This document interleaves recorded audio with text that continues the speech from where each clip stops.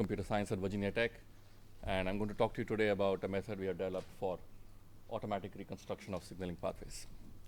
So we heard a lot about signaling pathways today. Even if they do not really exist, they are a useful mental abstraction for us to think about biology and how about cells respond to the environment. And as you all know, many signaling pathway databases have been developed, including by people in this room. Now, a challenge with these databases is that they depend on very careful manual curation, and this can be tedious and time-consuming. They take years to develop. And some people have noted that different signaling pathway databases often have very little overlap. So this state of affairs inspired us to ask the following question. Can we automatically reconstruct signaling pathways from some given background network of molecular interactions? So here is how we formulated the problem. We think of a signaling pathway as a directed graph, which starts at receptors typically bound to the membrane, which are in the shown in blue, and culminate in transcription factors shown in yellow. And there's a directed graph connecting them. So pick your favorite signaling pathway, say the TGF-beta pathway or the Wnt signaling pathway, and let's think about that. So we need as input a network of signaling, regulatory, and physical interactions about all human proteins. And your favorite signaling pathway is essentially going to be a sub-network of this interactome. So the question we are asking is, imagine that the only thing we knew about the signaling pathway were its receptors and its transcription factors, and we did not know what the intermediate nodes and edges were.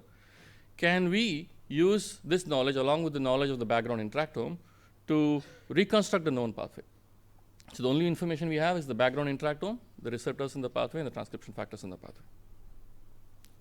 So we can propose, you can develop your own algorithm to propose such a network reconstruction. And the nice thing is that because we have access to curated pathway databases, we can actually evaluate them to see how accurate the algorithms are.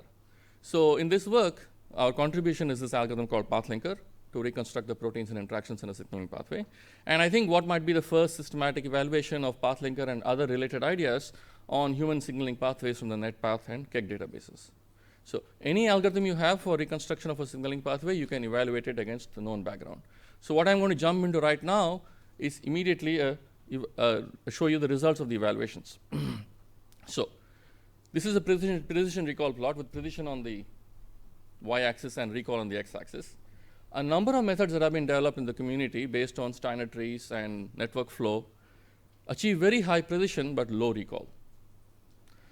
A different group of methods, which are either based on random walks or on greedily growing around seed nodes, achieve reasonable recall with good precision but cannot guarantee receptor to transcription factor paths. So the outputs they produce do not look like signal transduction pathways. The method we developed, PathLinker, the green curve which dominates all these approaches, seems to achieve reasonably good precision. You can tune the parameters so that it achieves good recall. And as I'll tell you in a second, it guarantees receptor to transcription factor paths, and therefore the output it produces really look like signal transduction pathways.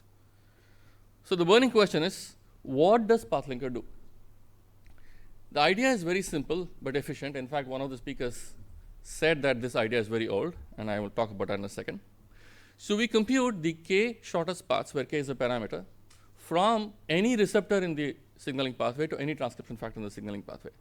A nice thing about k is that as you increase k, the network reconstruction is going to smoothly expand because you're going to add more and more paths. So as the parameters change, your network result is not going to vary widely. By construction, this guarantees that paths in the network, output network, are going to connect receptors to transcription factors. And it turns out, based on evaluation, that this idea actually maintains a pretty high accuracy of reconstruction. And we also show in our publication that the method is very, very robust to random changes in the input if you change the receptors and transcription factors that you provided as input. So we actually applied this method to reconstruct the Wnt pathway.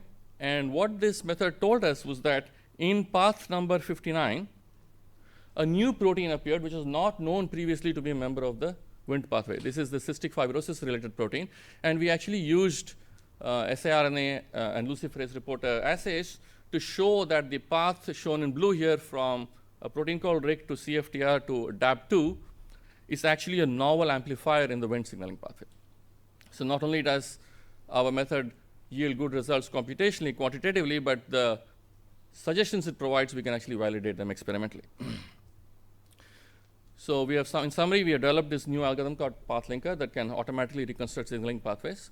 It's very, very efficient. Even though the algorithm for computing k-shortest paths is old, we are actually able to do a nice tweak where we modified it by combining it with A-star heuristic to handle networks very, very quickly. SIGLinker, a new version of the pathway, takes just seconds. And I can see the clock running out.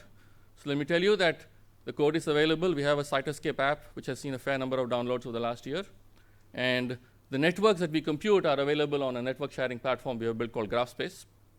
And I'll stop by thanking my collaborators, including Anna Ritz, who did most of this work. And I invite you to come to my poster, which is A346.